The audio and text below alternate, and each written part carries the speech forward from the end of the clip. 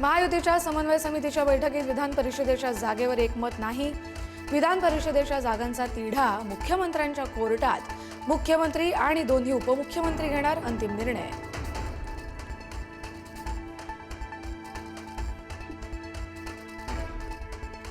सुनेत्रा पवारांच्या देवगिरी निवासस्थानी राष्ट्रवादीच्या ज्येष्ठ मंत्र्यांचं मंथन। छगन भुजबळ, वळसे पाटील, दत्ता भरणे आणि यांची सुनेत्रा पवार यांच्यासोबत चर्चा। प्रफुल्ल पटेल आणि सुनील तटकरे यांच्या संदर्भात चर्चा झाल्याची शक्यता।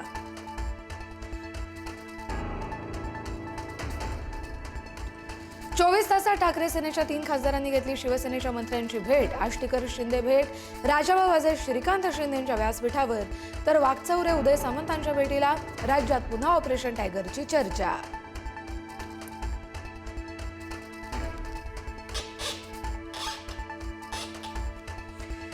महाविकास आघाडीचं शिष्टमंडळ राज्य निवडणूक अधिकाऱ्यांना भेटणार। SIR बाबत निवडणूक अधिकाऱ्यांशी चर्चा करणार असल्याची माहिती।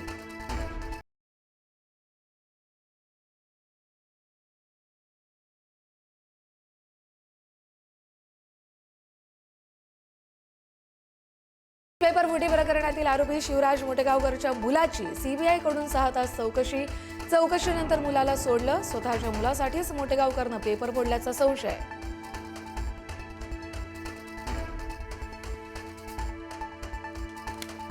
नीटचा गेस पेपरच होता परीक्षेचा खरा पेपर। गेस पेपरच्या नावाखाली नीट परीक्षेचे खरे प्रश्न विद्यार्थ्यांना पुरवण्यात आले।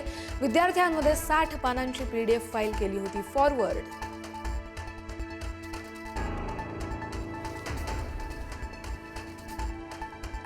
अजितदादांच्या मृत्यूच्या 6 दिवस आधी भोंदूखरातनं तब्बल 5 मोबाईल हँडसेट बदलले। अंजली दमानिया यांचा आरोप। तपास यंत्रणांच्या सर्व्हेलन्सची भीती असल्यानंच खरातनं संशयास्पद हालचाली केल्याचा आरोप।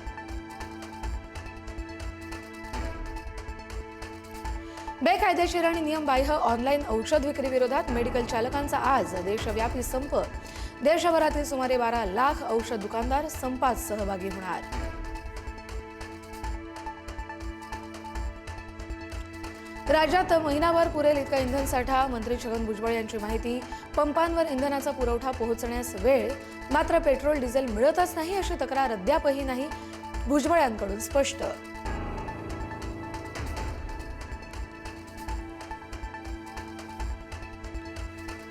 विदर्भात उष्ण लहरींचा जोरदार उद्रेक। अमरावतीचं तापमान सर्वाधिक 46.8 अंश सेल्सिअसवर। अकोला आणि वर्ध्यातील तापमानही 46 अंशांवर।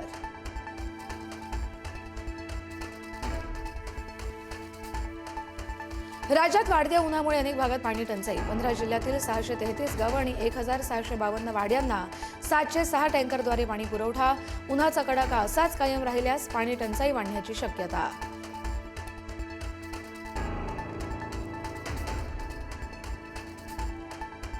पुण्यातील पब संस्कृती पुन्हा वादात। मुंडव्यातील पबमधला कथित अश्लील व्हिडिओ व्हायरल।